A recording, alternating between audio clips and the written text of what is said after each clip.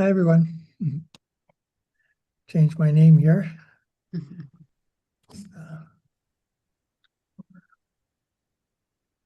So I'll just give a few moments and we'll let any others are going to join us.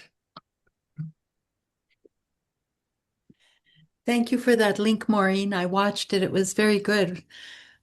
It's only Yeah, 5 minutes long. there's another part in that.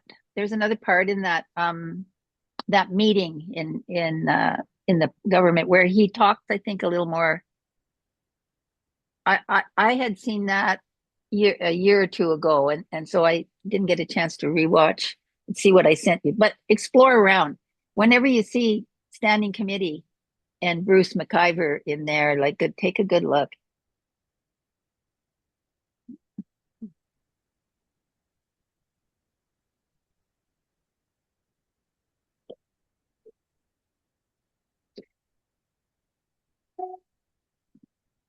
Anything else?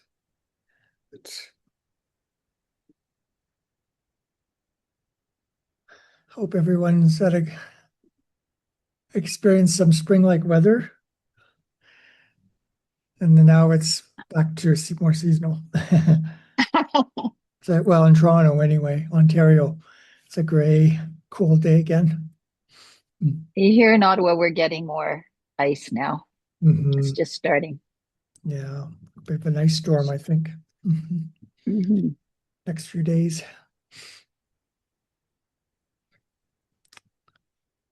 Good. Well, Hi, Nora. Sorry, Nora, you're muted and I saw you talking. That's my sister, just to let you know. Yeah. Hello. Hi. Hi. So people may continue to join us.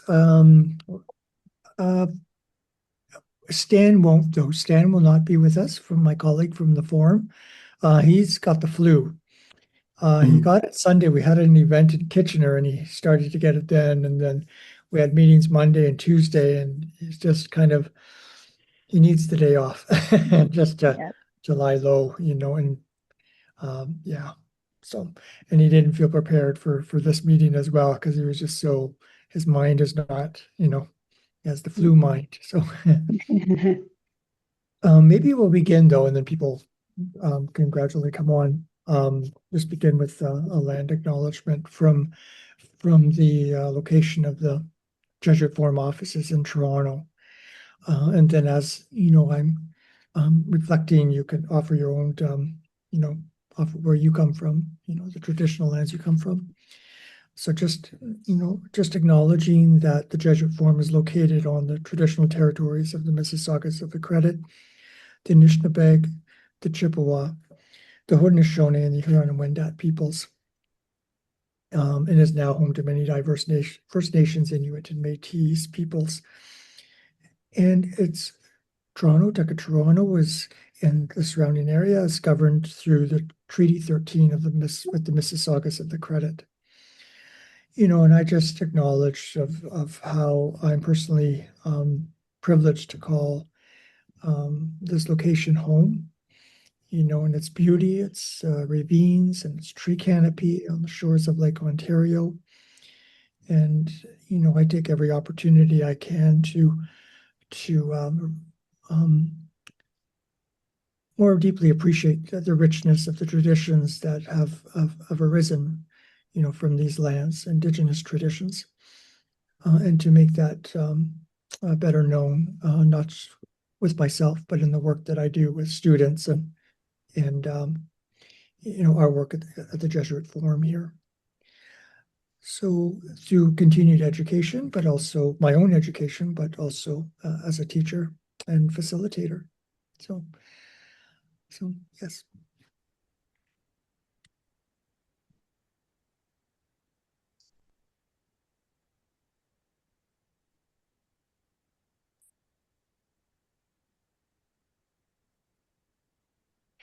So we are getting in the weeds here a bit with Standoff. So I hope you're all, and we kind of start off with the first question. Overall, what what encourages you to continue to read Standoff? Are you still engaged? So, look into, we're getting into lots of detail, lots of legal-esque sort of terminology and the nuances of court decisions. And, so what encourages you to continue to read, especially if you don't have a legal mind, Mhm. I have to confess that it's really a challenge, and I've been reading right up to the starting of this session here, trying to chew on it. But he does encourage me because he's trying to make it understandable, and I appreciate that, even though I struggle with it. And he calls on us. He says, Canadians must demand better of their governments. If the rule of law is to mean anything in Mhm. Canada, it has to start with the Canadian governments following the laws of the highest court. Mhm. And we seem to be constantly, or the government seem to be constantly trying to get their way through the courts as opposed to really truly seeking reconciliation, as far as I could see. Yeah. But the thing is, how do I demand better of the government? I haven't been active on that part. Mhm. Mhm. Good. Thank you, Maureen. Anyone else? That's the same part that I underlined for the answer to this Oh, because I felt that I actually don't find it hard to read. I find it really good because it's just little short things that you can read again. Like yeah. and I find it interesting, and he's very succinct about what he's talking about. Would I would be able to talk about this without the book? I don't think so. Can't keep all of that in my head, Mhm. but I think that in another group that I'm discussing this same kind of question, we talked, we listened to something that Murray Sinclair did in 2017, and there's an awful lot of patience on the side of the Indigenous people, and not maybe so much patience on our side. We want to, as a problem to quickly solve and get off. And Mhm. also too, I think what else happens is the world is changing so much that just gets put to the side sometimes too. But I don't think there's the goodwill of the any of the governments to really deal with it because of the systemic racism that we were all raised with, and because of our white privilege. I think that stops the governments from from doing duty of consent, from believing that this is an issue that they have to, because just in the news last week, Doug Ford is going ahead with his ring of fire without even any duty to consult. So I think if we don't demand it from our governments, then it's not going to happen. Yeah. Good. Thank you, Teresa. Aaron. And I, Oh, go ahead, Nora. I think you were, go ahead. oh, well, I had to look back at treaties because the whole book here is about the treaties, and the the original treaties were not signed, they were marked, and because the Indigenous people didn't document things the same way that the non-Indigenous people document things. And they had a completely different understanding of the treaties. And so now we're having to get back to the spirit and the intent of the original treaties. But then we have this struggle between the different levels of courts, and it must be, it's so frustrating. It's frustrating to read this, the lower court and then the Supreme Court, and how the Indigenous people they made their agreements with the Crown, which is the federal government, and then things are offloaded to the provincial government. Somebody just mentioned Doug Ford going ahead with something. It just all gets so complicated and frustrating. Mhm. That's my understanding of what I'm reading. Mhm. I Thank wanted to you. say I did find it a bit challenging, to stick with the detail of it, and I was going back to the book that I read a few years ago that made such a powerful effect on me, and that was Arthur Manuel and Yeah. Grand Chief Ronald Oh. Derrickson's book, Reconciliation Manifesto, which was so easy to read. And it dealt with the history, and it put a lot of emphasis on UNDRIP, on the UN Declaration of Rights of Indigenous People. And I learned so much from it, I guess but it had a more human aspect. It dealt more with people and reactions and indigenous work, and this one is really dealing a lot with cases, so it's very good to read. And I underlined a lot of things going through it, and I'm glad I'm reading it. I'm learning a lot, and I'm finding out how much I don't know. And I certainly couldn't get very far without the book right in my hand if I had to discuss it, because I'm not good at remembering dates and things anyway, but I'd be lost without the book in my hand. However, I was thinking last night about what is the most valuable thing, or to me, from reading this right now. And I came to this big, broad conclusion that I don't think anybody who aspires to be a politician at a municipal, a provincial, or a federal level in this country, I think they should all be required to read this and to study it. They should be required to spend a week in training before they run for election, before they're elected, and definitely if they are elected.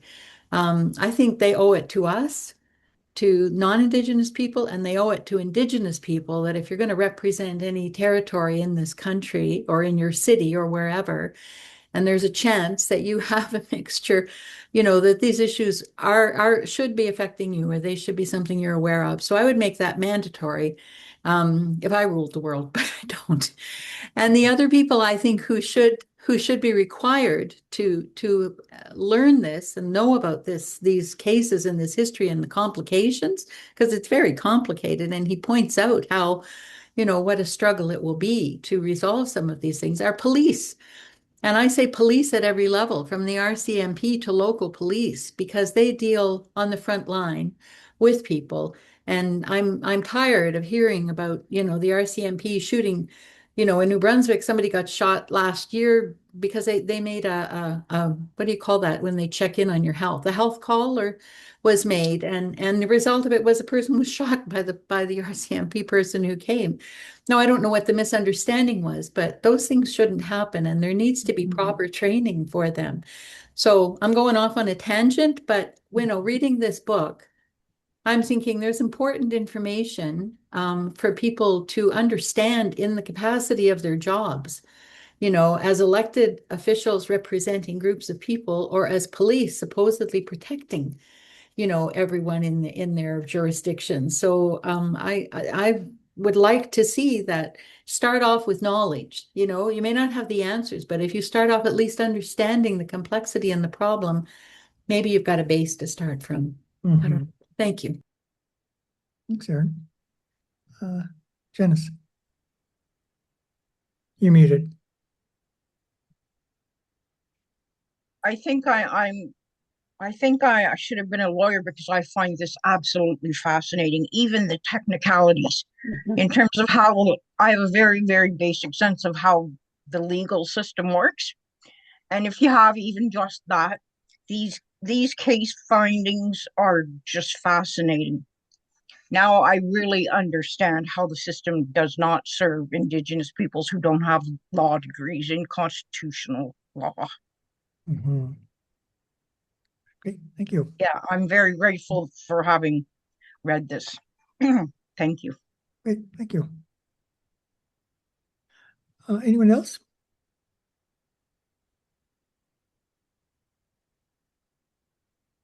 I can go too. I mean, a few things that stood out for me was, and I'm looking at notes because I took notes, so I don't get lost in the details. I said learning how to go what's valuable in reading so far is it's teaching me how to recognize tokenism, being present in a token sort of way, even with land acknowledgements.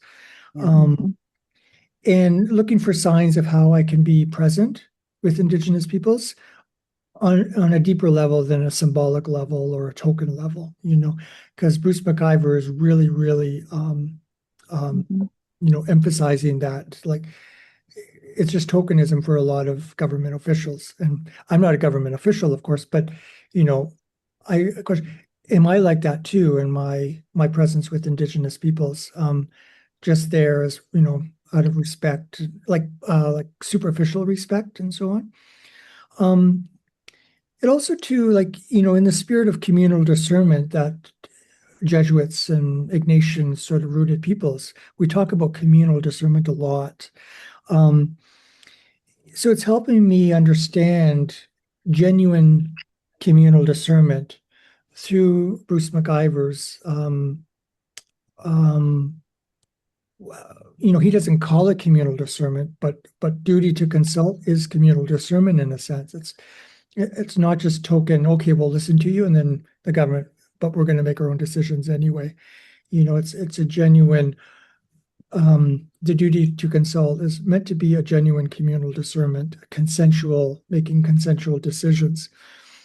So, so this is helping me better appreciate how to be more communally present with others, respectfully, openly, with a true listening presence. I would say even as a priest, I know I'm a Jesuit priest. I don't have a parish, I'm not a pastor in a parish, but, we often hear stories of the pastor just comes in, like, new pastors or even continuing pastors. They listen to the parishioners, they listen to their pastoral council, but at the end of the day, they're going to make their own decision anyway. They arbitrarily, like, it's top heavy. And is that true? I don't want to be like that, though as a priest in a lot of situations, there's a power imbalance. The priest holds a lot of power, like the government holds power. They could just arbitrarily decide whatever they want.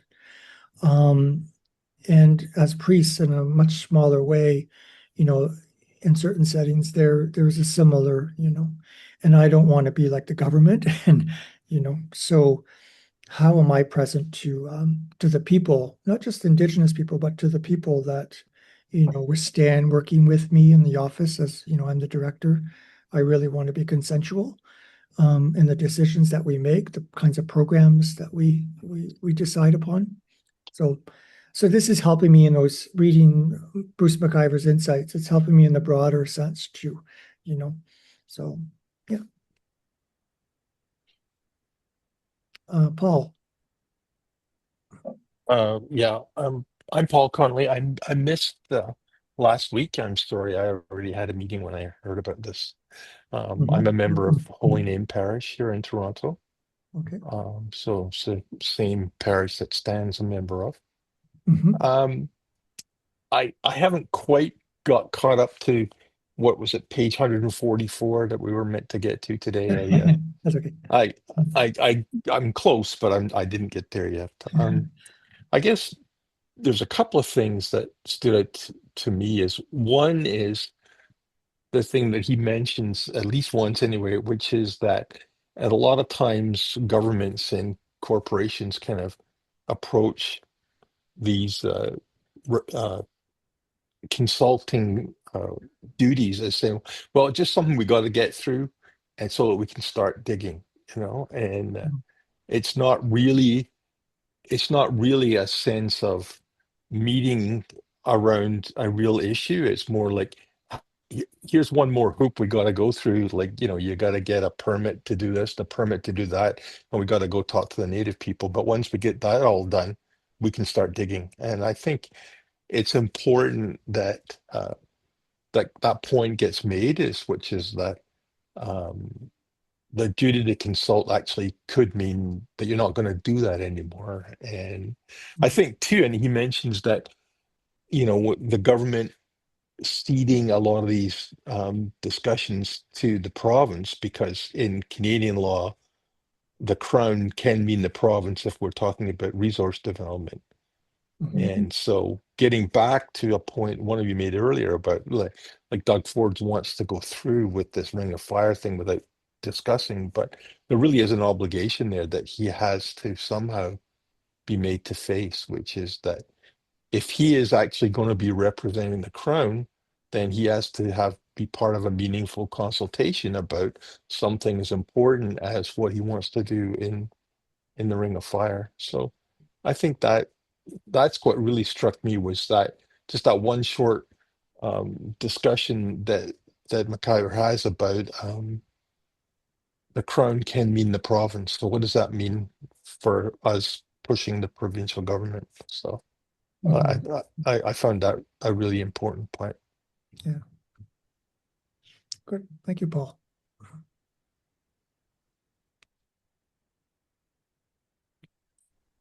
Marie? I think I read, and I don't, if I could find the page, I'd be better set to speak. But now at this point in time, if it is proven in court that the duty to consult was not satisfied by the province, let's say Ontario they go to court for the Ring of Fire, whatever, they can actually be shut down and not have recourse to come back and argue it again. I thought I read, did anybody recognize that? Teresa, you're muted. I think it might maybe on page 112 that you're talking about. Okay, I just don't know, but like you'd think that Ford would have done his homework. I think though I think it's different. Oh, I think it's because they're wanting to make projects done so that it's not the federal government has said that they don't have to have all those. So now they're changing the law. Yeah. Oh Of my course. goodness. Okay, I give up. I just don't It's know what okay. to say. No, I give up on the whole legal thing. It doesn't work. Well, Well, I it shouldn't say that. does, but you have to have a basic understanding of what links to what and how that happens. It seems to me. Yeah, because at some That's all point in I the have. book, he said if they follow the process, McIvor's saying, if they follow the right process, it can come to a good outcome. But we don't follow the process because we don't believe it's going to come to a mutually beneficial outcome. Well, first thing is, do we have the legal principle of goodwill in place on all sides? Yeah. Because the legal principle of goodwill is a little bit more involved than, okay, so I have an open mind. There's a little bit more to it, is my understanding. And it has to be provable on paper. There are certain points to meet to say, yeah, we got that. And I don't believe that both sides are going in on these in that way. And I think at some point, you have, like, in terms of I forget what decision it was, but he used the term honorable, Yeah. in going in negotiations or consultations, even if the interpretation of the law is I forget which case it was, but it's on the side of the government. Like it leaves it up to the courts, leave it up to the government to be honorable, and how, it's just such a gray That area. doesn't work. Yeah. Because ultimately the court, Yeah, So- the honor of the crown is very dubious at best. yes, the whole history of Politely. dishonor. Yeah.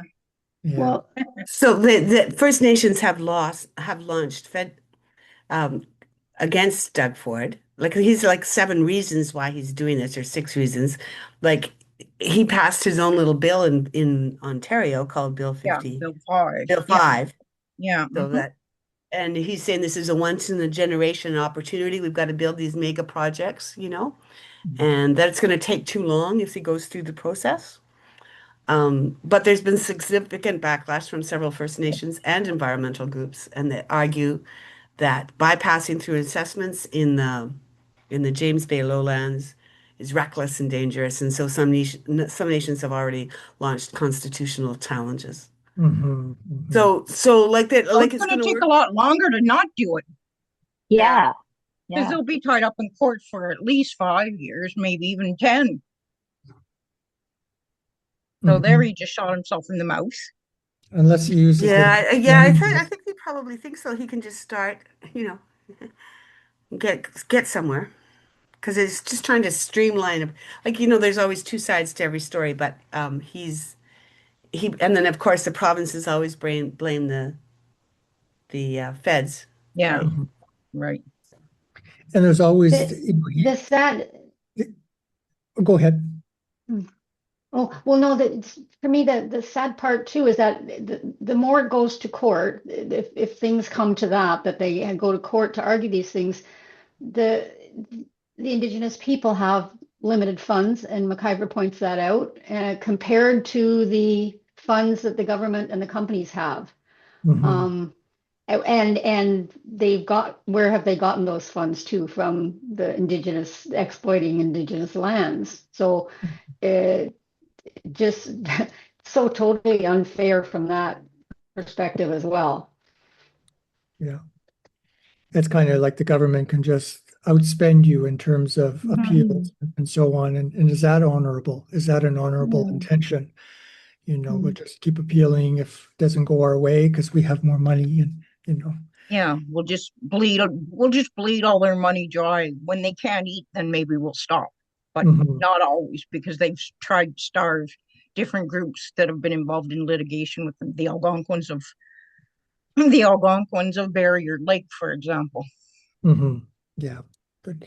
Welcome, Rebecca. Thank Um, you. and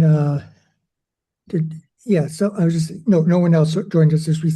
We were just kind of continuing or finishing with question one. Did you want to offer anything with question one, or like just what encourages you to continue reading Standoff? Because now we're getting into the weeds, right, of a lot of court cases and concepts, and what do you find most? Yeah, okay.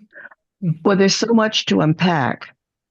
Mhm. There's so much to unpack, and I did download the Audible book, Mhm. but I would like to have the printed matter because I like to go back and flip and highlight, write notes in the in the margins. But I think for me, it's definitely going to be a second read, and definitely something that I am going to be holding in my mind and in the background because I've never heard a stance as positive and very passionate as well as this. Mhm. So definitely that's what keeps me engaged. Great, good. Thank you. So how about we go to question two then? It's kind of like a multi-part question. What have you learned in these continuing chapters to help you deepen your growth as an ally with Indigenous peoples? What have you learned that helps you be a more conscientious ally? And how do you understand the duty to consult with Indigenous peoples? It's kind of actually two questions there, but anyway, if you kind of combine them. Yeah, maybe I'll start to begin us off, and then, I'm just, it's kind of similar to what I was sharing from the first question. We watch out for the checkbox mentality, and kind of combined, with learning more what constitutes meaningful conversation. Again, similar to what I was, that consultation, it begins from the earliest stages, from the very beginning of, say, a project, and it's conducted in good faith, honorable.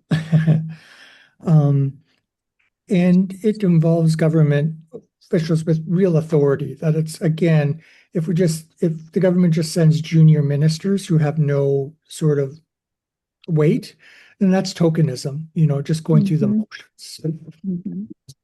The conversation includes people with leverage, I guess you could say. That the conversation involves careful listening, reasoned responses, and what's being proposed is reasonable, and there's flexibility within, among the possibilities. And it involves, it's not just a one-time thing, but it's continual consultation, it's relational, and it's, yeah. And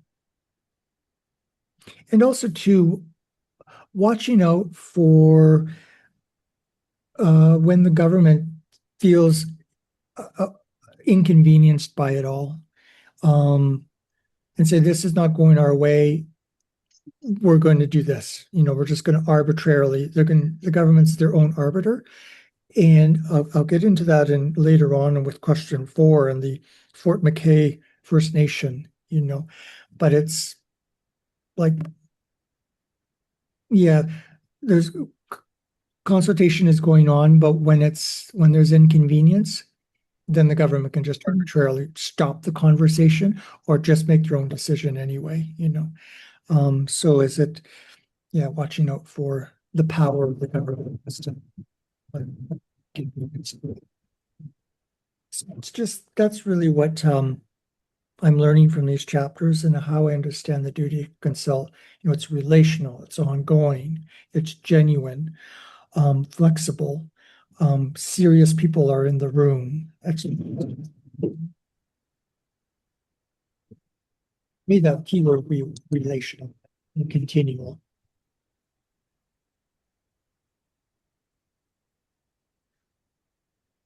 Hi, Monica. We're just started question 2.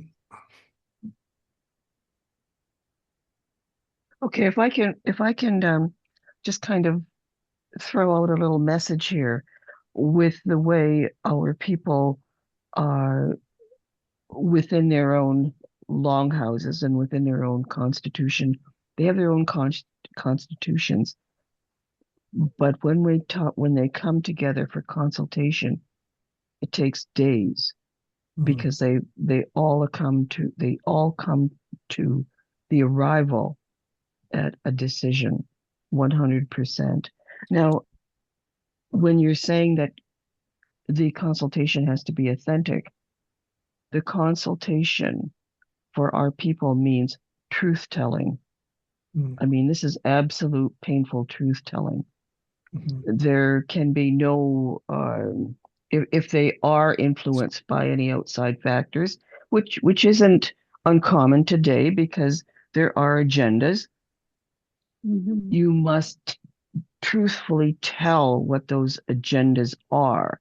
If you don't put that out on the forefront right from the beginning, you will be called out when that is discovered, when that does surface. You will know, they will know when that happens because they're all together. It takes them a long time to go through this process. You will be called out if you have another agenda. If you or a certain group of people are going to benefit by that only, that's absolutely against the Constitution. And so it is a painful realization sometimes to come to that truth, especially when you're going to be called out for having that, for using an old metaphor, speaking with forked tongue. I don't hear that anymore because they have other words for it. But if you come to the table, if you come to the forum, if you come to the circle with that type of agenda, you will be called out. And do they get someone to stand in? I'm not certain whether that happens or not. Will that person be ostracized? Yes, unless there are other allies within that group. And when they start that type of forum, that type of triangulation, there's trouble on the horizon. It doesn't become a pure context, if I can explain that properly, context of coming to consultation. It just can be painful at times. You hear that shouting back and forth within the house. I watch CPAC as much as I can, and I hear them yelling back and forth in the house. that doesn't stand in a consultation group within the traditional longhouse folk in their own form of governance and self-governance. It's a really heavy burden to carry. It comes from birth. And the other thing is, when we're speaking about future consultation with Indigenous people for Canada, we have to be thinking, are our youth going to be ready for this? And I'm not sure that's going to be the case. But I'm sure they're working on that because they're going to carry the way. So that was just my thought on the consultation process. Yeah, thank you for bringing up the youth and their role, their future role, that and the formation of how youth are involved. And it's a decision that has to be guarded because it's going to be for 7 generations. So that's the other thing to consider with our people, because the book was relying on a lot of things that happened out west, and I didn't hear anything there about our territory here on Grand River. It's mainly out west. So yeah, that's where he's from. Yeah. So he's more familiar with those. Good. Thank you, Rebecca. Anyone else? You're welcome. What have you been learning in these continuing chapters? And Erin, I think you had your hand up. Yes. Well, what I've learned to deepen my growth as an ally is that I know even less. I didn't think I knew very much, and now I think I know even less because there's so much detail to know. However, on the chapter called Saving the Specific Claims Tribunal that started on page 126 and ends on page 130, I found that very interesting because it's discouraging at first to hear how the tribunal didn't seem to have any particular power or wasn't taken seriously at all. But I liked how it ended because McIvor gave it I thought it was a positive kind of outlook at the end of it. That if I could just read that last part, he says, the court's support for the important work of the tribunal and its conclusion that the tribunal's decisions are owed a high degree of deference has breathed new life into the tribunal. It has restored First Nations confidence in the tribunal's processes and rekindled hope that the tribunal will deliver justice to hundreds of First Nations across the country. So I found after reading, how it had been undermined or, not taken seriously, or, court cases didn't seem to support it, that encouraged me. And I felt, well, maybe there's hope, in this complicated area. And the other parts of it that was back on page 123 when they were talking about the Supreme Court decisions and that the court emphasized just because the duty to consult was not triggered in relation to development of legislation, because that was an interesting point to me, that the duty consult starts before it gets to the final level. It starts really when they're developing legislation, which hadn't been thought of before. They thought that was a way out of having to deal with the duty to consult. Yeah. This did not absolve the Crown of its obligation to conduct itself honorably. The fact that the legislative process is not subject to judicial review should not diminish the value and wisdom of consulting Indigenous peoples prior to enacting legislation that has the potential to adversely impact their Aboriginal rights and treaty rights, even where there's no recognized constitutional obligation to do so. And there were only 2 of the judges on the Supreme Court, Judges Abella, who I think she just retired a year or 2 ago, and Martin dissented on the issue of whether the duty to consult was triggered. They supported that they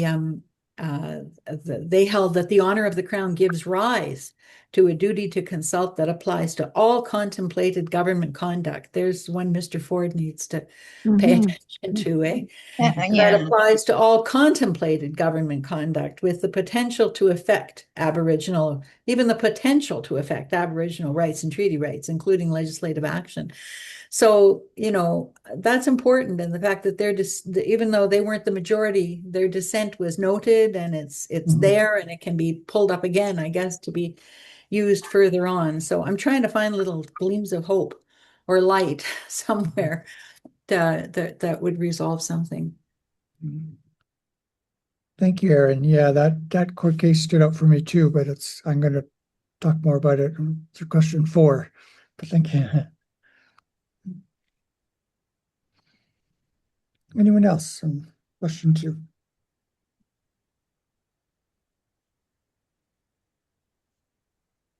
What are you learning that will help you become a more conscientious ally with Indigenous peoples? And as related to the duty to consult, perhaps. Well, I'll just I'll add, because I am Indigenous, I will add that mirror effect. How can the ally become, more understanding of Indigenous people? And likewise, I have to consider, where does that come from? Where does my allyship as well come from with non-Indigenous people? And how do we relate to that? Because it's Canada, it's our North America, it's our Turtle Island, and the happenstance of becoming Canada has been further down the road after that creation. And so for me, as an Indigenous person, I keep that walk, because I am encountered sometimes with people who will ask me, how can I be a good ally? And all I can say is, listen, become more aware. We have values. We grew up with values, and we have to sort of re-examine those things so that we can live a harmonious life in Canada, because that's basically what I feel we're striving for, is harmony, so that everyone can self-actualize and be the best that they can possibly be on this land, on Turtle Island.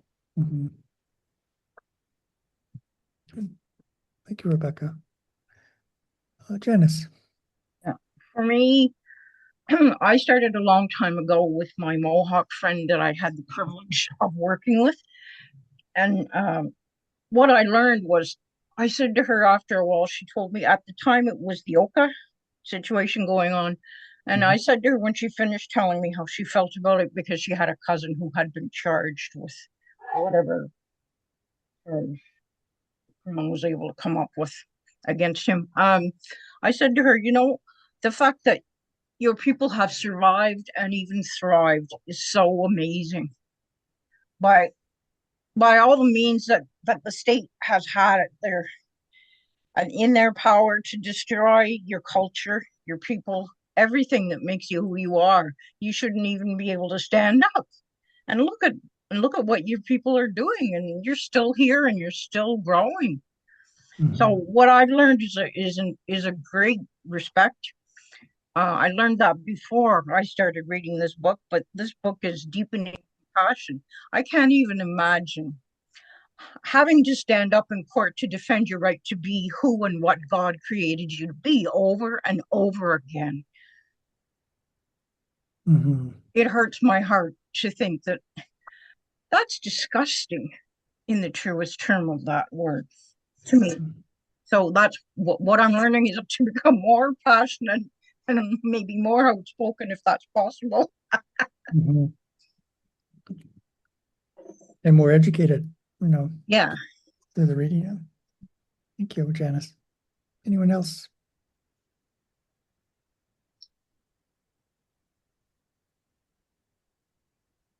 Maureen? I kind of feel more and more strongly about how education is going to help us to do the right thing, but it's going to take a long time. And it would be great if there was a, if we could be educated on communal discernment, like just generally society, and how that would just enable us and give us tools to do the right thing. And the other thing about education is that now in schools, the children are growing up with the correct history of what happened in our Canadian colonial background, and all of the wrongs that were done. So even if we're not doing things right or correctly now in terms of government and relationships, we're learning that we did it wrong before. We haven't quite got it right yet, but maybe these youth coming forward will learn. And the wonderful pairing of Indigenous teaching in the education of the children in public schools is going to, I think, go a long way to help that as well. And I hope that we see more and more of that. Here in Ottawa, we have Cattery Native Ministry has just entered an agreement with the Ottawa School Board. I think it's, nor is it the Catholic School Board, or yeah, it's the Catholic Board. Yeah, the Ottawa Catholic School Board. They're going to set up yurts on the land that the Indigenous ministry has used traditionally for outdoor traditional events. And the school board will be sending, having workshops out there for kids and for education, as well as for general public events as well. So this is really, I'm hopeful, I guess, that we'll learn how to consult. Like, we'll learn how to listen, we'll learn how to discern. But I think it's going to take another generation. Yeah, it's a process.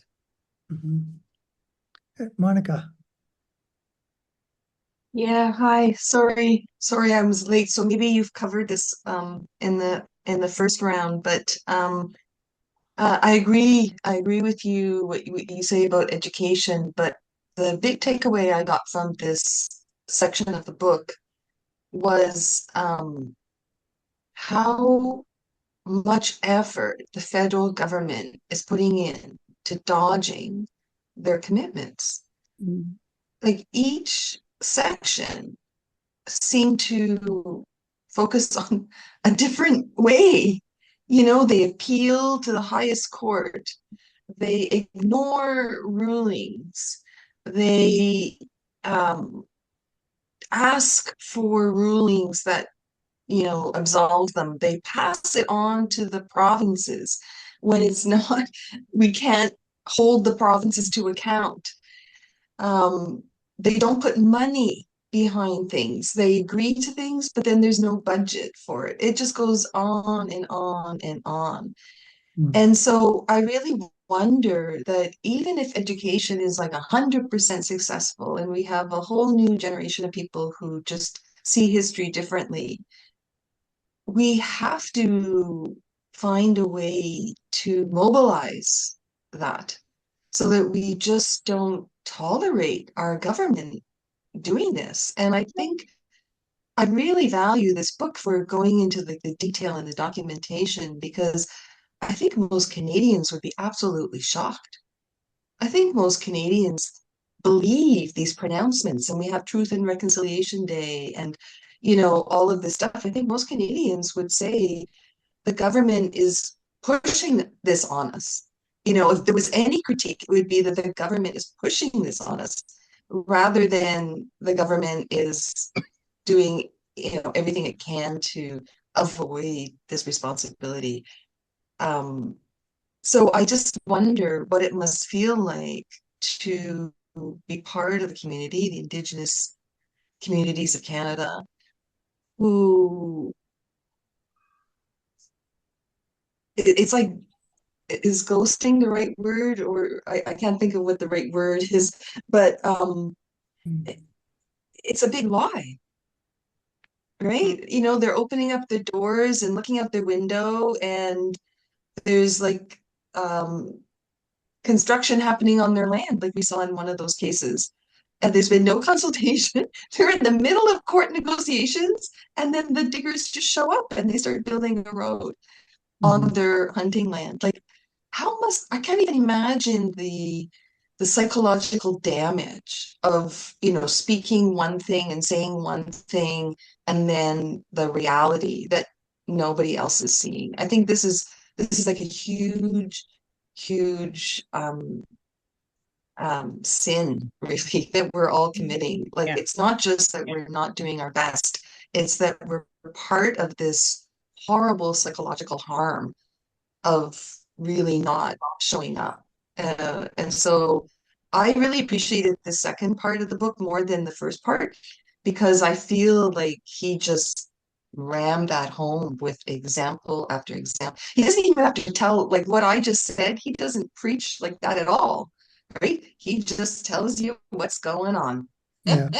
And it's horrifying. So anyways, that's what I took away from this section, and I found it quite distressing, actually. Teresa. I think it's the knowledge that I'm learning makes me a better ally. And I think of a situation that happened here last May, almost a year ago.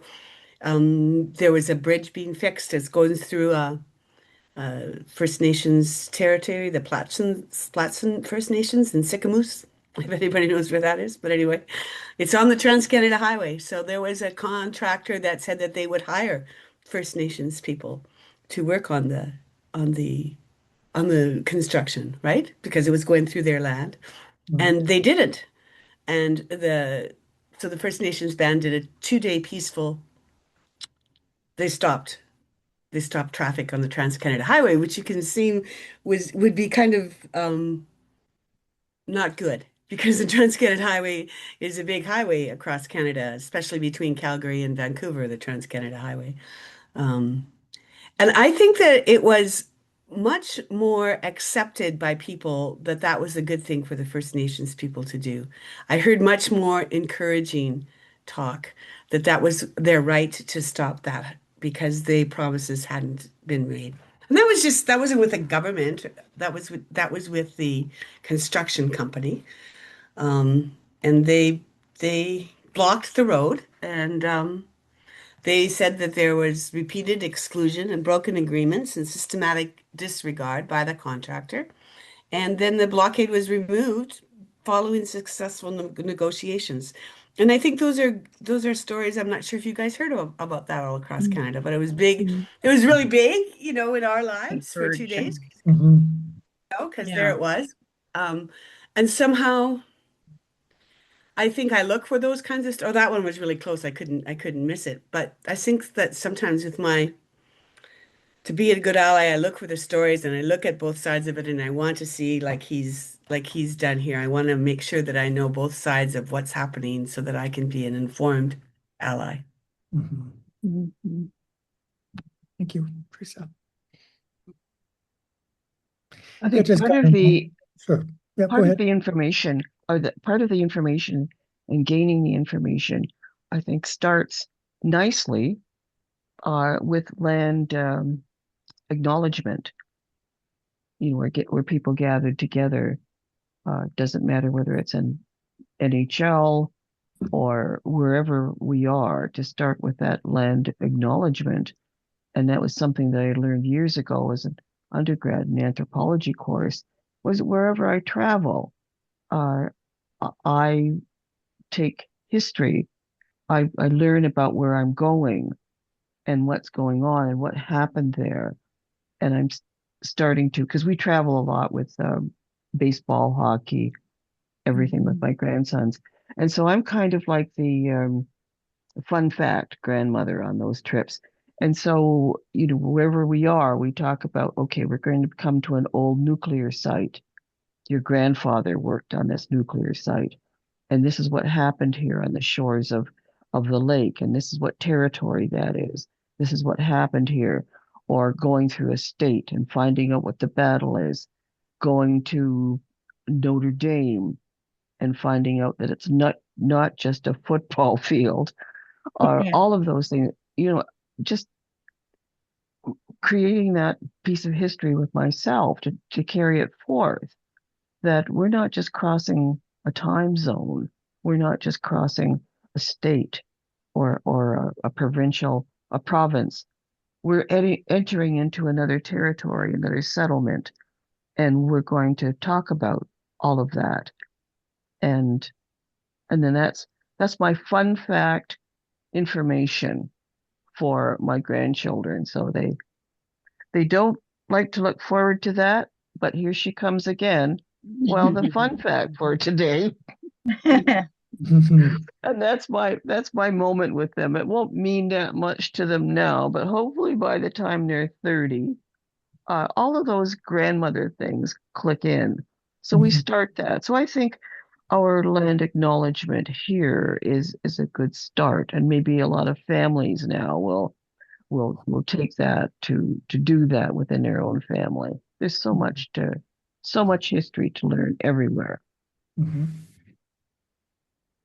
And we're really getting a good sense of it, and from across Canada with Standoff. Yes. Well, it comes from a largely Western perspective, but it's not just limited to that, local history. So how about we, because I'm mindful of time, so maybe we'll kind of combine questions 3 and 4. What most resonated with you from these continuing chapters? Any particular court case or a phrase or an insight Bruce McIvor offered, and what most challenged you in your understanding of reconciliation. So maybe we can kind of combine those, a kind of what resonated with you in a positive way, or stimulating way, and what challenged you, anything that he said.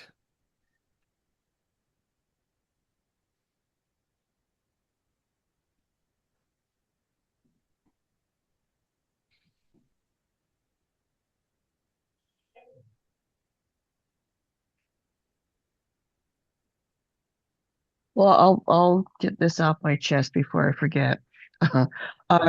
What resonated with me was I'm learning into a whole different field.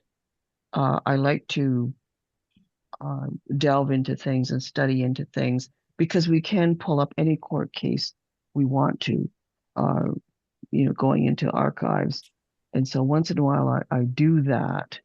If something has come up, I'll find out about it. If I want to know something about someone, I will find out about it. And I keep going, and a few people will say, "Can you find out about such and such?" And I will try, and I'll give them where I found that out. And did you know this? So that kind of spurred up that little fire within me again, because I come from a whole different area of thought and vocation. And so this is kind of drawn me back in again.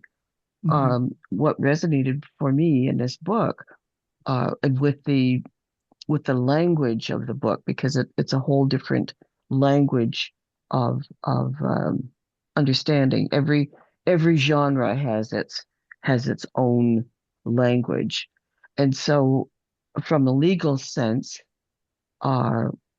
that whole perspective of switching those words around, I think, is what McIvor taught me, so that we not just look at the Constitution or consulting with Indigenous people. We have to look at the opposite of that, and Indigenous people consulting with non-Indigenous people, and turning that whole piece around.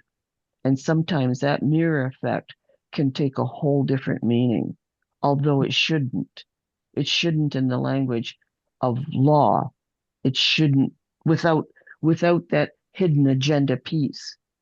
And but the whole thing, but for, we look at this, so this will take place, or this has happened, but for this incident. And so I think that for me, it just sort of twisted those words around again. So that it allows me to reflect on my reflections and question my questioning again. And so I liked it. I really liked it. So again, like I said, I'll make another second read of this book and go on. It makes me excited to think of what is coming next. What is to come next? Mhm. The future, yes. Thank you, Rebecca. Paul joins us. He wasn't with us last time. For those of you who just joined us recently, Paul is based in Toronto here and at Holy Name Parish. Yeah, As he I think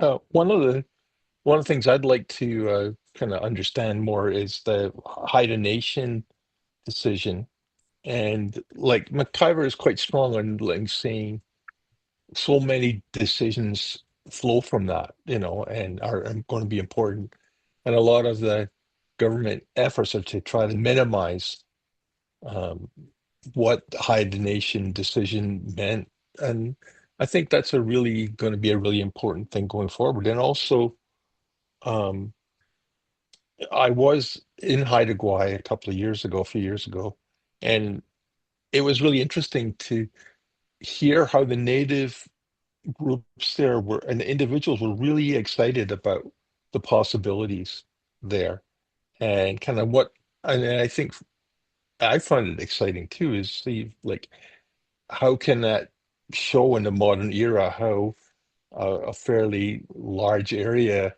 can operate very well and come up with new balances between the various interests and really understand how that can move forward in harmony, not kind of brushing over the fights between the groups, but understanding how you can get beyond that and you're not kind of like locked in a position, and there is a way forward.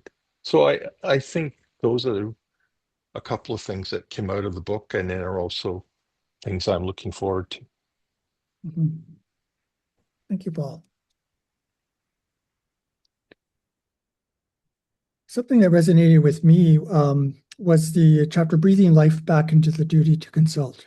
I like that, breathing life back into, and I talked about this in my earlier, the duty to consult is ongoing and it's relational. What are the steps that will help?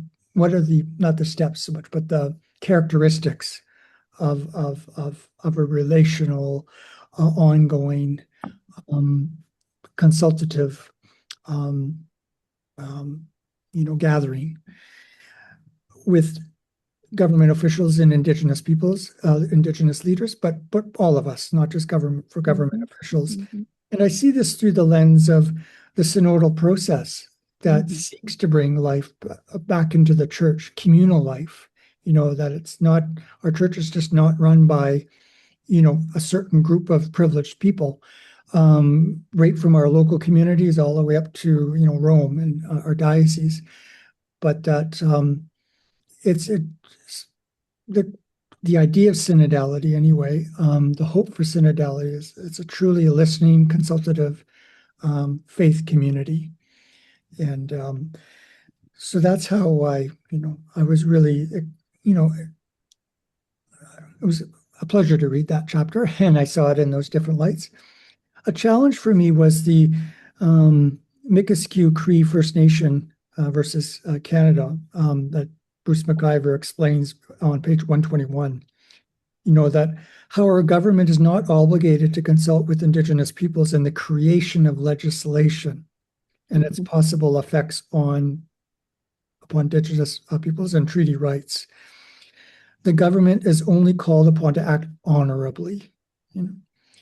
And he said, unlike New Zealand, who is a country that does include, at least from my understanding, that does include consultation with Indigenous peoples in the creation of legislation. We don't have that in Canada. And in this particular court case really from, kind of formalizes that. Indigenous peoples leaders do not have any direct involvement in the development of legislation. And therefore, I think that brings in why we're overly dependent upon court cases, expensive court cases, And then also, I mentioned this previously, the Fort McKay First Nation. Monica, I don't know if you're referring to that when, with the Alberta government did not delay the approval of an oil project near Fort McKay's reserves, even though they were in the midst of negotiations with this community in addressing the cumulative effects of nearby industrial activities. So while this negotiation is going on, this consultation, with the other hand, the government is, we're going to approve this oil project. It's almost like it's consulting in bad faith, almost, at least from my understanding. And so I wrote here, the court acknowledged that extensive industrial development can make it increasingly difficult for the province to keep treaty promises. And I would add that treaty rights can be sidelined when they're too inconvenient, that industry will trump treaty rights when push comes to shove, even while they're negotiating in another room on these issues, So it's just this, that I found really disturbing.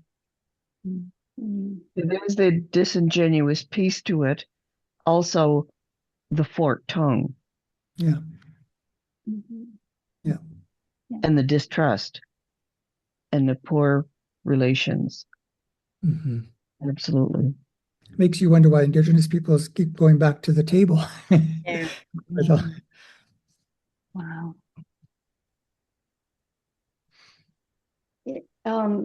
It just seems like we need a spiritual transformation to get closer to this process.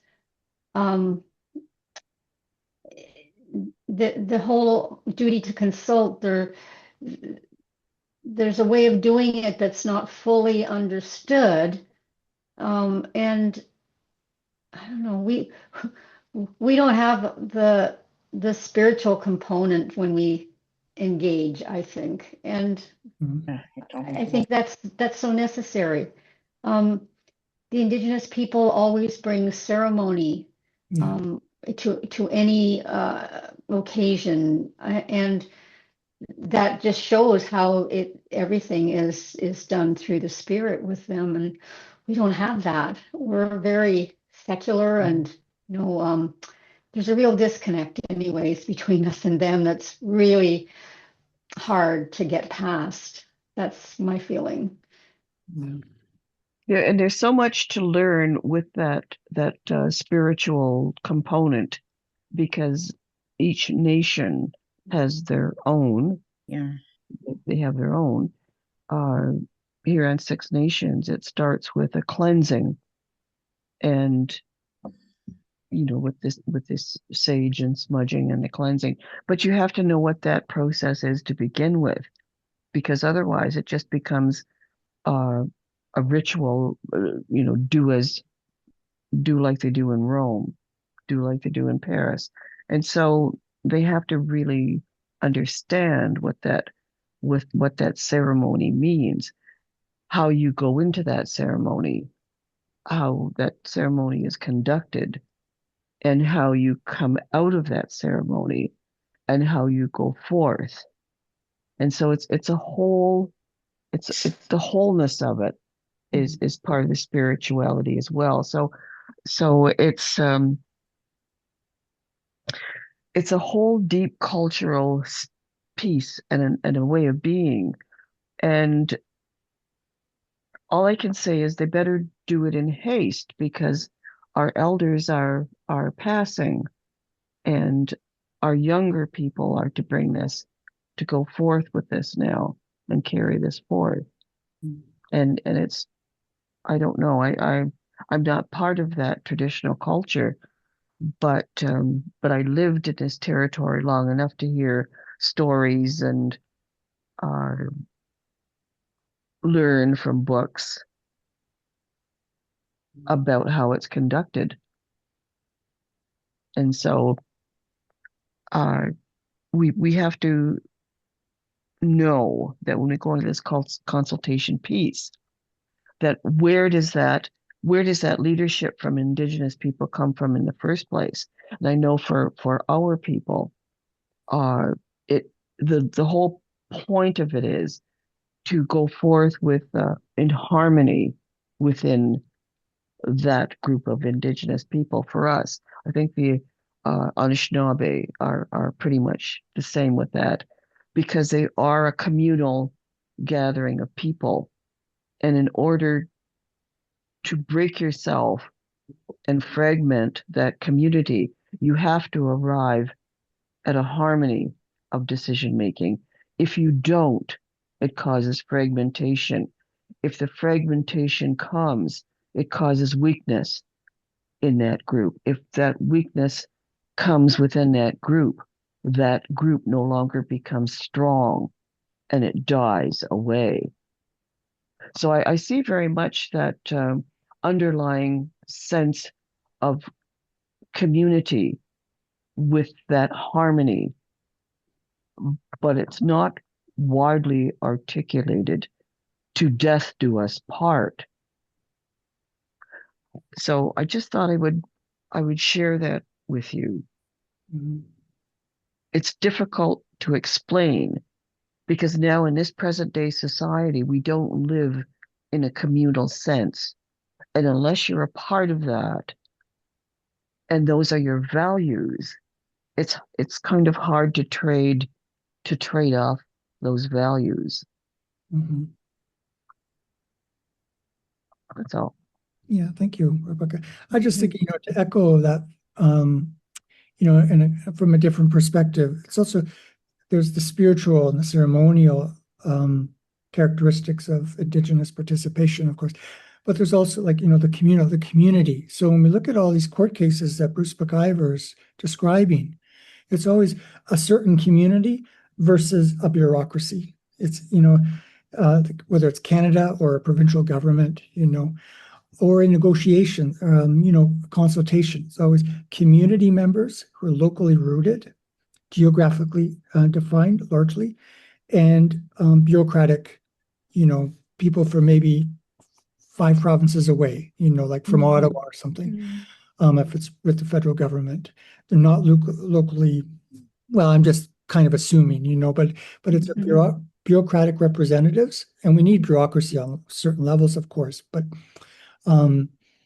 it's the community versus bureaucracy, and how frustrating that could be. And I'm just thinking, with the protests that took place in Minneapolis, it was locally rooted people looking out for their neighbors against federal policies, and that's why it had such sustaining power, is because it was, it was a protest against local realities that were emerging as a result of federal policies, regarding immigration. And so, yeah.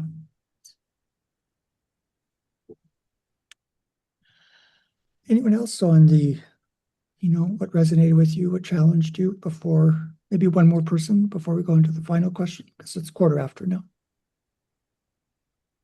I would just like to add a couple of things. One of them is, a long time ago I read Thomas King's Inconvenient Indian. I don't know if anybody ever read that. It was just so funny, and I think he lived in Guelph at the time. But it's just delightful, and I tend to think the whole idea of inconvenient was such a perfect word, because the whole idea of inconvenient. I loved your point about New Zealand. I didn't know that. Maybe there was an advantage to being a smaller country than we are, but we deliberately decide, I guess, one level after another, what laws we want. And we're responsible for those laws, and they determine how we. So, I'm glad we're examining the laws, and that's where we chip away, and the more knowledge we can have. So, thank you for having this book. as complex as it is. But social justice is about laws. And that's what, Catholic faith and Christian faith is based on is what laws do we have and how do we discriminate against each other? And they're very deliberate. Then we build our bureaucracies to hold those up. And so all of that is a very deliberate, big infrastructure that we build. So it's a massive piece that happens. And so I'm really, really glad you've done that. And I look forward to, the lawyer that will come and help us kind of look at all of that, because prejudice and bias, but it's so subtle that we don't realize that infrastructure and that bias and that prejudice slipped in because somebody talks real good, and I say good on purpose that way, because we don't realize that how they managed to pull that off. And so this is really, really helpful to have done this, to be doing this study. So thank you so very much. Thank you. Thank you. I want to tell it. I want to just tell when you talked about that bank case, in Vancouver, that was, that was prevalent in my history, in my journey on this thing, where they weren't allowed to open a bank account. The police were called. They handcuffed the little girl. It was terrible optics. But we have a Truth and Reconciliation Day for all the members of the school district that I just retired from. We've had it probably 3 years, maybe 4 years. And the first year that we had it was, which I think is 4 years ago, we had some kids, First Nations kids, come from 4 from the reserves around us, and 4 that grew up in town. And one of the boys is on a full scholarship in an engineering school in a master's program, but he came back and he said, they asked him what was in the roundtable discussion that was happening, that he was asked about what was the hardest part of being in our school district. And he said, every time I went into an upper level science course, the teacher would say, are you sure you've got the right room? Oh. And that kind of is what happens maybe too often, and maybe we let that happen, and maybe we're not, maybe if it's relational and if it's spiritual, that when we see things like that happen, we have to Speak up. It was a real eye-opener for us. I mean, I worked for the school district for 32 years, and then you just sit back. Did I ever do that? Am I making those assumptions? Have I placed a kid any kid, not just Indigenous kids, right? Because then it comes down to, what have I done with the LGBT kids? What have I done with the immigrant kids? What have I done? How have I been? And so I suppose we want to change the whole system. We want everybody to be more educated. We want all of that. But really, it comes from what have I done today to be relational? So. Thank you, Teresa. So how about we go into the 5th question? I hope it wasn't unfair of me to include this question because it's outside the text. But what was behind this is, I wanted, there's nothing in the book directly about, our faith and everything. So it's just, kind of, we have an opportunity to, to look at this text from the eyes of our faith, And I was looking in Bruce McIvor, so I'll read the question, and it says, looking outside, it's my question. Looking outside the text of Standoff, but related to the doctrine of discovery that we read more about in the earlier chapters, what is your response to Bruce McIvor's statement in March 2023 on the website First People's Law? And I'll give you a link to it in the chat in a moment. But here's what he said in the church's response in this joint statement around the doctrine of discovery. It's more than, Bruce says, it's more than a little rich for the Vatican to assert now, after all these years, that the papal bulls were, quote, in this statement, manipulated for political purposes by competing colonial powers, unquote. Bruce McIvor goes on, the Catholic Church is known for hundreds of years of the effect of the papal bulls and has directly benefited from them. Mm-hmm. It undermines today's announcement of the Church's renunciation of the doctrine of discovery to point fingers elsewhere, unquote. So just a question, do you think about that? And I'll give you a link to that site on which Bruce McIvor,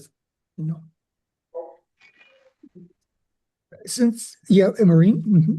Well, he's right. Mm-hmm. The colonialism was a terrible act of usurping lands from Indigenous people and subjugating them and trying to eradicate them. We did that, and that's this part of truth telling. So I feel like the Vatican ducked truth telling directly, ducked it, and ducked an opportunity to call on governments who are now, basing their law on that doctrine of discovery that came out of the papal bulls. Call on the government now to examine their basis of law and to correct it, and to invite Indigenous people to the table for forming legislation. Like that, and that was the case that you were just talking about earlier, where I think McIvor says Indigenous people should not be forced to fight for a place at the table in the development of colonizers' laws.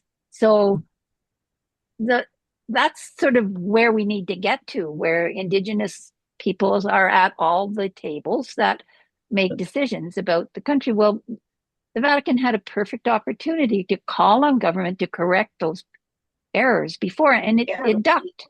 It absolutely ducked, and it makes me ashamed, to tell you the truth. And I don't know what to do with that. Basically, I'm still a Catholic. I'm still practicing, but I have this shame about that lack of truth telling, I think. Yeah. Thank you, Maureen. Janice. Well, every time I read something that the official church, by which I mean the hierarchy, the CCCB, which is the Canadian group of bishops, or higher level, I get so angry, because instead of using this learning as a way of humbly coming to understanding something new and admitting that, there's nothing wrong with admitting that, at least you're learning, not something. What they do is defend. And that's just, to me, that's cowardly. And so I'm deeply ashamed of that. And it makes me angry as hell. And whenever I voice that in a public setting, I get smashed for it by people who think I'm attacking the church, and I'm not. I'm just attacking that attitude. The attitude that says, I still know better than the rest of you. And here's what I see.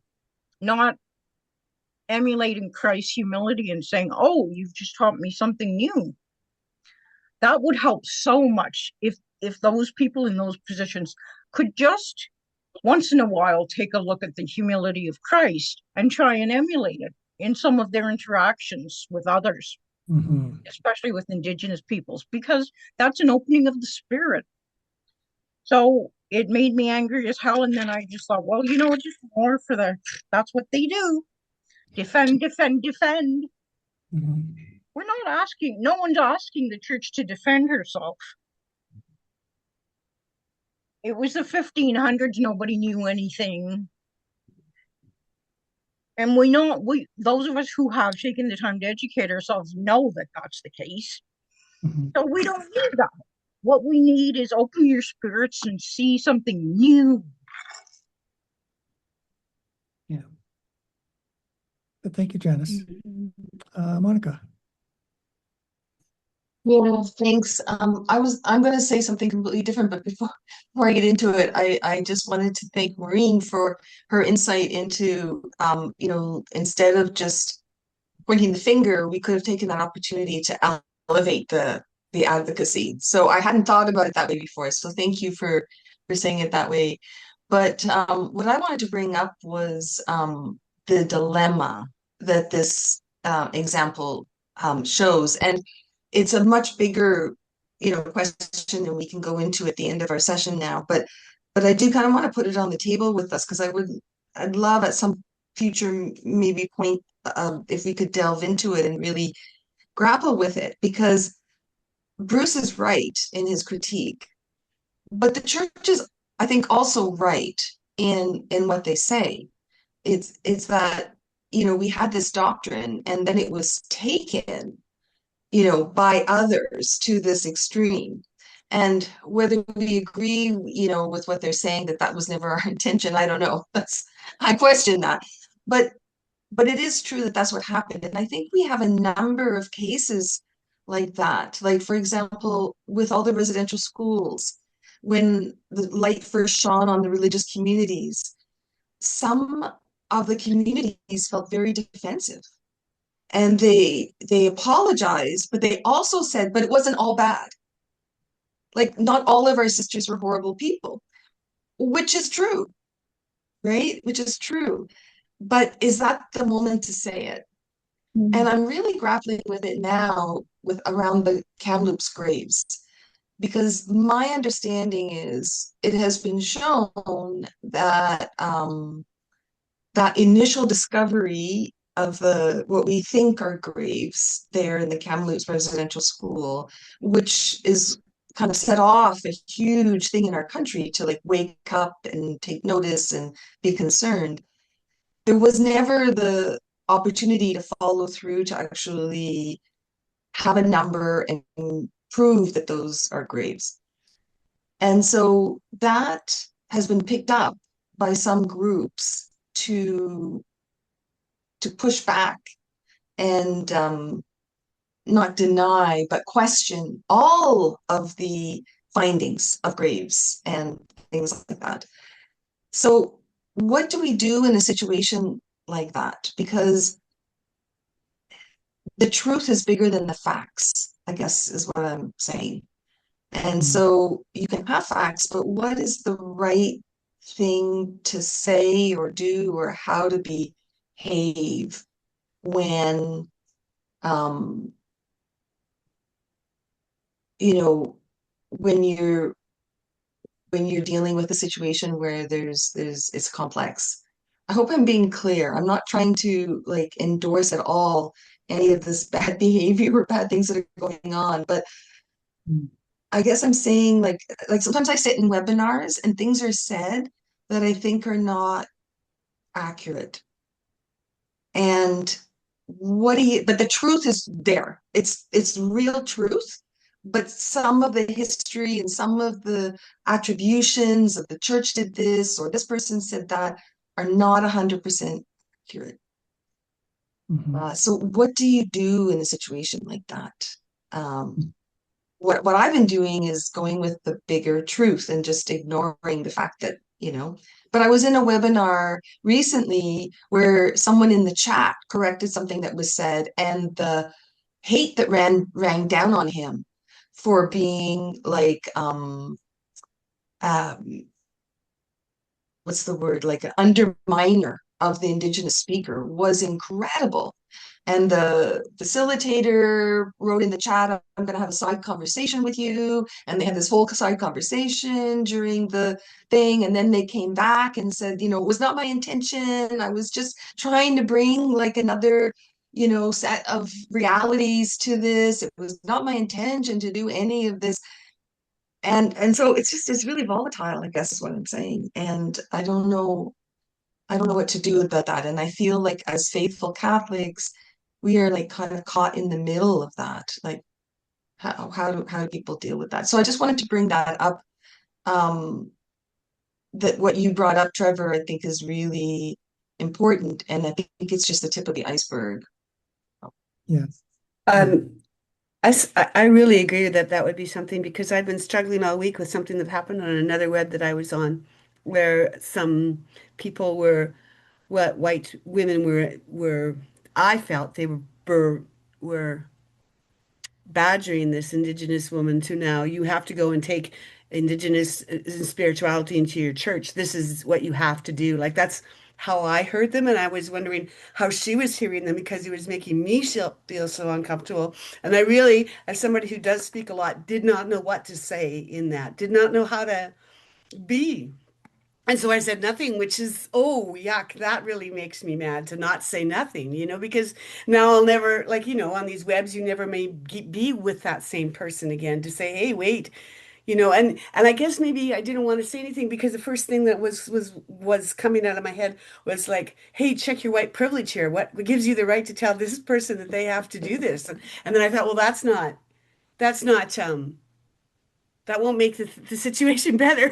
Like I couldn't think of the right words. So a discussion like that would be very meaningful, I think, because we are, as we more are in these conversations, we need to know how to have phrases that will show that we're allies and that yeah.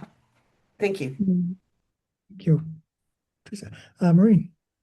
Yeah, I just wanted to say regarding the grays and the idea that, oh, well, we never really got a count and maybe that's not true and all of this.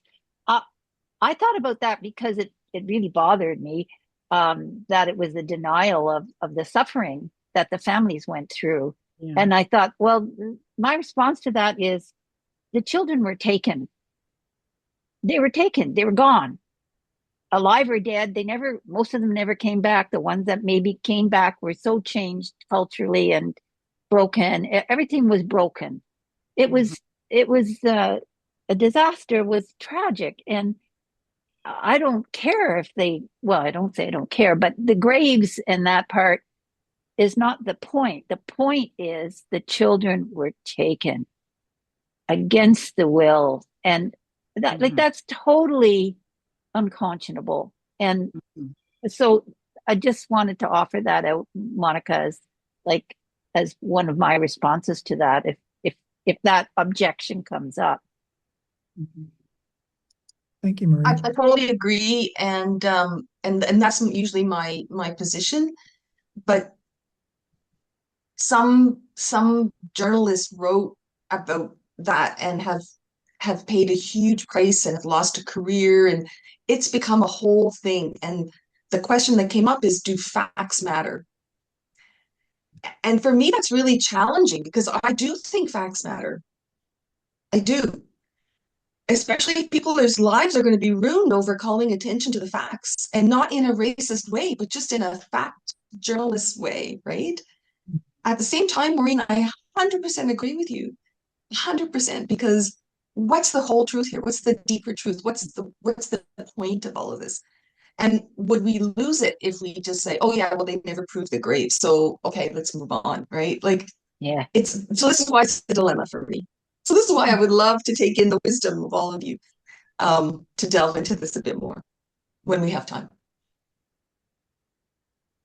Maybe I'll just add to, and going back to the, Bruce McIvor's statement, and then I looked at the joint statement that he was referring to. It's not very long.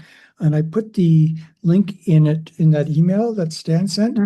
So it's not very long. I looked at it. There's a lot of good things in there, actually. I agree it was a little defensive with that statement, but I was just, was it taken out of context?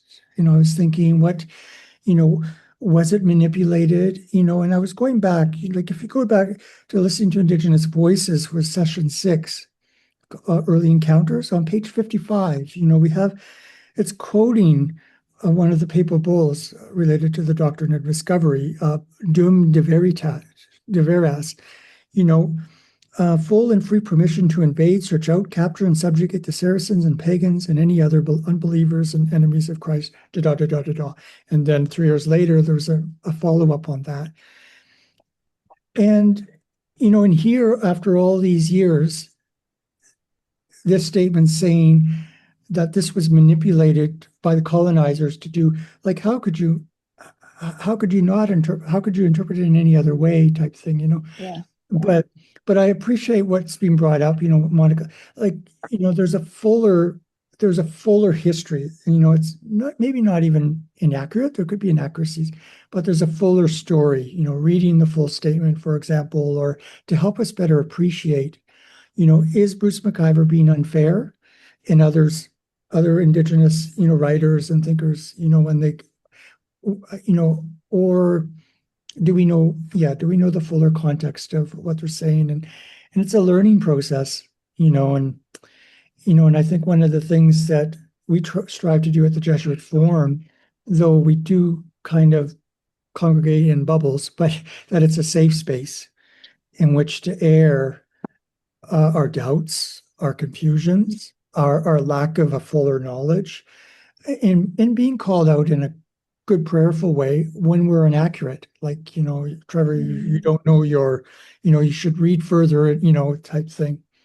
But that we don't attack one another but it's a really difficult, like, we're kind of brave doing this in a lot of ways, but it's good that we're a faith community in various ways, and that we can learn together on the peripheries of, but how I've come, like, back to Bruce McIvor's state, I do believe that he was fair, in this. It did sound defensive. And how could you interpret it when you read the actual these papal bulls? Yeah. Like, how could the colonizers read it in any other way, And the church did not defend itself. It did not say to the, King, the King of England at the time, you're misinterpreting what we wrote. There was none of that I could tell. I'm not a historian though, but they're only saying that 500 years later. You manipulated what we were saying. Why couldn't they said that at the time? In the midst of, a very, very destructive. I'm ranting. I'm sure I didn't mean to rant, but. Do you know yet what our assignment is for next week? Some of us like to do it far in advance. Yes, it's not next week. It's actually in 2 weeks. Oh, that's right. Yes. Because of March break and everything. So March 25th, so a little longer. So it's just reading continuing with the remainder of the book. Wrong book. So yes, from essentially page, I forget what I said, like reconciliation. 137. Yep, or 138 technically. Reconciliation at the end of a gun, the Wet'suwet'en and the RCMP to there's a picture of him. I didn't see that picture of him back of the book there. Yeah. To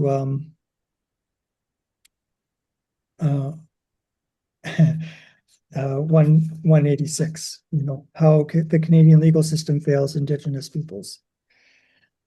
So, and then I'll have questions sooner than this past time, so you can reflect a little more. But they're generally along the same lines, though, the questions, like they won't be too much different. So. I just want to point out to people, I've been so intrigued by the legal stuff in this book that I went on to read his other book. Yeah.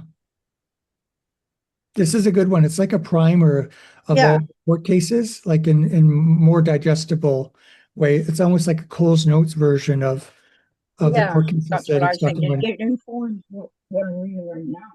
Yeah. This is a good backgrounder. Yeah. So you can get this on Amazon.ca. I know there are ethical things around using that, but I don't drive and I live way out of town, so I have 100 excuses. At any rate, it's Bruce McIvor's Indigenous Rights in 1 Minute. What you need to know to talk reconciliation. Personally, I would rather talk healing than reconciliation, because I think reconciliation has been commandeered by the politicians and therefore become something null and void and kind of stupid. So if you want to know, if you want to be able to understand the book we're studying right now, reading this one, it's a good supplement. really informs it. For me, it's enriching what I'm reading, helping me understand a little better. But then maybe you folks don't feel you need that. I do. Good. Well, thank you, Janice, for the recommendation, and highly recommend it myself, almost like as a supplement, So thank you, everyone. So we'll come back in 2 weeks. We'll send out a Zoom link to that and with the questions in the next few days. Yeah. Thank you Thank very you, much. everyone. Thank you. Thank Thank you.